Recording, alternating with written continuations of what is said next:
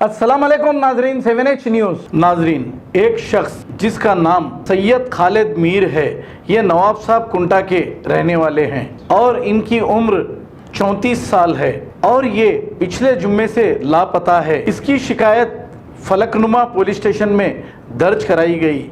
ये लास्ट जुम्मा से अब तक मिसिंग है। जिस किसी को भी नज़र आ जाए तो 8801362187 पर कॉल करके बता दें तो मेहरबानी होगी।